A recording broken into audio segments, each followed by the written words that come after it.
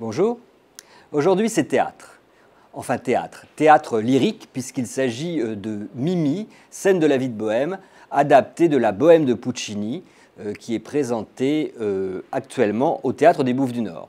Quand je dis adapté, c'est plutôt inspiré librement, très librement, puisqu'il s'agit d'un drôle de projet dans lequel on retrouve en fait une partition combinant une adaptation des grands airs de l'opéra de Puccini, mais avec des dissonances, des distorsions, des samples et des intermèdes même où on a le droit un peu de techno, de soul, un livret parfois lyrique, parfois totalement incongru dans les dialogues, avec des histoires drôles, des petits cours d'opéra, quelque chose de complètement délirant, et qui est donc écrit pour la partie musicale par Frédéric Verrières. Le livret est de Bastien Gallet et la mise en scène de Guillaume Vincent. Je cite ces trois noms parce que ces trois noms, c'est un trio qui avait déjà travaillé sur un projet en 2011, The Second Woman, et qui était un petit peu de la même eau, avec un melting pot musical comme ça, et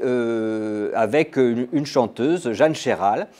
Cette fois-ci, la chanteuse, c'est Camélia Jordana, et c'est une excellente idée, parce que malgré tout ce qu'on peut reprocher à la partition, le choix vraiment original, c'est Camélia Jordana qui, avec sa voix grave, légèrement voilée, un peu rauque, amplifiée par un micro, apporte tout du long une espèce de décalage, un décalage un peu tragique comme ça et moderne en même temps. Et cela donne une couleur musicale assez particulière et qui, moi, m'a beaucoup plu.